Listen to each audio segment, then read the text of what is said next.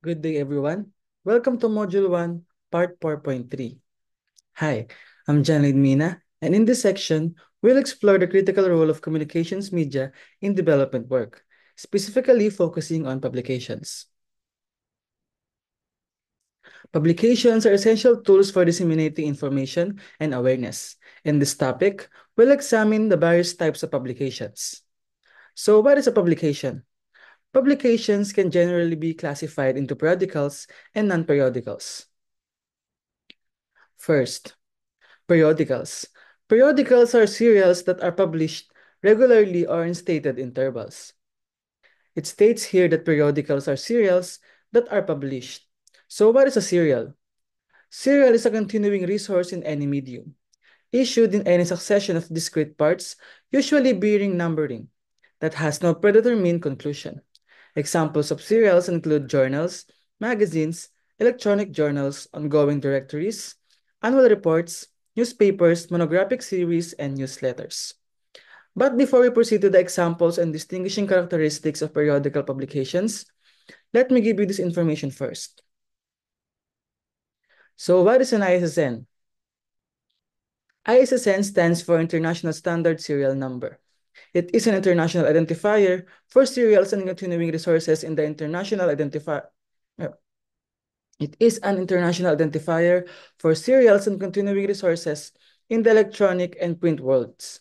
It can be assigned to any serial or continuing resource, whether past, present, or to be published in the foreseeable future, whether the medium of production is.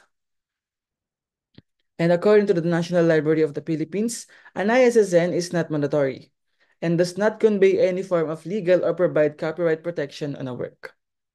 If some of you are asking why I include this topic, because this might helpful for us to differentiate and to identify the difference of periodical and non-periodical publications. Through an ISSN, we can easily access our publications, whether globally or through National Library of the Philippines.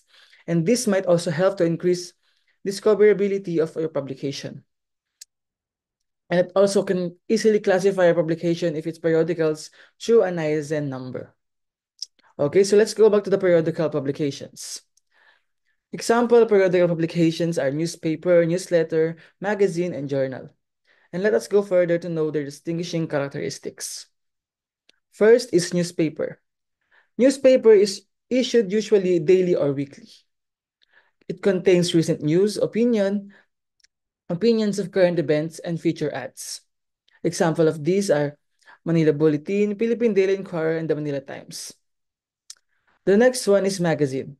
It usually designed for entertainment, contains special descriptive articles, stories, poems, and photos.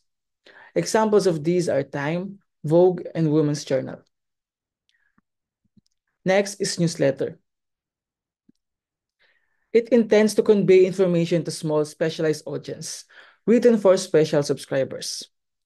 Journal. It refers to the publication issued by society or institution. It contains news, proceedings, transactions, and report of work conducted, usually technical in nature in treatment. Now, let us proceed to the advantages of periodical publications as an information source. First of this is its timeliness. So why timeliness? Because periodicals are published regularly, ensuring they provide the most current information. This is especially critical in fields where knowledge and data evolve rapidly, such as technology, science, medicine, and current affairs. The second one is its accessibility. With the rise of the digital publishing, many periodicals are available online, which enhances its accessibility. Users can easily access many periodicals from anywhere, anytime without physical copies. The third one is its credibility.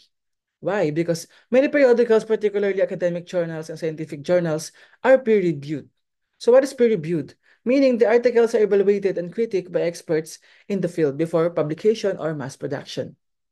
This process adds a layer of credibility and trustworthiness to the information, making periodicals reliable sources for research and informed decision making. The last one is variety of viewpoints. Why? Because periodicals are frequently featured articles and editorials from multiple contributors, offering a range of viewpoints on particular issues. This diversity is important for a well-rounded understanding of complex subjects and fosters critical thinking by presenting multiple sides of an argument. So now let's go to the non-periodical publications. Non-periodical publications are publications that are not produced regularly and are usually done so for a particular purpose. So what is ISBN? So before sa periodicals, we have ISSN.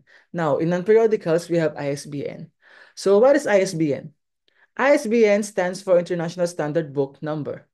It is an internationally recognized system whereby code numbers are assigned to books for easily identification and speedy exchange of information among publishers and all segments of the book industry and allied sectors. Specifically, it is a unique and unchangeable code number assigned to one title, one binding or edition of a published work. Again, same with ISSN, according to the National Library of the Philippines, an ISBN is not a mandatory and does not convey any form of legal or provide copyright protection on a work. It is essentially a product identifier used by publishers, booksellers, libraries, internet retailers, and other supply chain participants for ordering, listing, sales, records, and stock control purposes. The ISBN identifies the registrant as well as the specific title, edition, and format. So that's it. We can now proceed to the examples of non-periodical publications. First is book. Book consists of at least 49 pages, including covers, focusing on specific topics for general or specialized information. Pamphlet. It has at least 5 but not more than 48 pages, including cover pages, contains information of specific topic.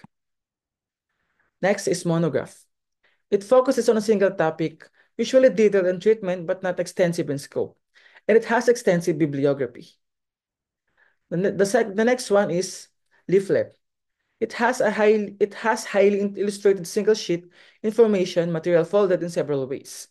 It deals with one main topic. Next is booklet.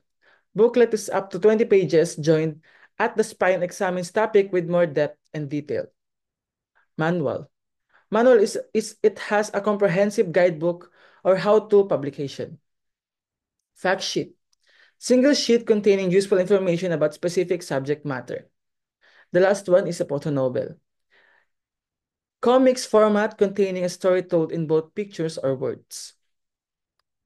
So those are the examples of non-periodical publications. And here are the advantages of non-periodical publications as an information source. First is timeless. In periodicals, it has advantages of timeliness, but in non-periodicals, it has a timeless. Why? Why timeless? Because this publication focus on long-term topics or information and will remain relevant over time. Kumbaga, hindi siya napapanis and it stays relevant. The second one is its structured content. Unlike periodicals, non-periodicals are often more organized and focused into single theme or topic. It has a broad coverage. It offers comprehensive coverage of topics, detailed analysis, and result. And the last one is it has a specific audience because it targets specific audience such as people in different institution and academe. So the question is, why do we need to know the difference between periodical and non-periodical publications? So before I end the presentation, let me share to you the best practices we do here in Philmec to producing a publication. First is effective formats for dissemination information through publications. We have here newsletters. The second one is pamphlet or primer.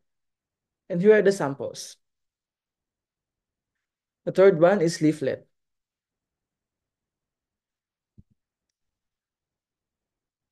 And we do effective format for imparting knowledge through a manual. And here are the sample manuals. And the next one is policy briefer. So as I end my presentation, feel free to leave your thoughts in the comment section or in the discussion forum on the matters discussed in this report. So, so why do we need to know the difference between periodicals and non-periodical publications? If you have answer to these or additional information regarding the topic I discussed, please feel free to comment on the discussion forum. So, and if you want to share your practices as well in terms of publications, I would love to know. I would love to know. I would love to know it too. Again, this is John Ludmina, and thank you for listening and have a good day.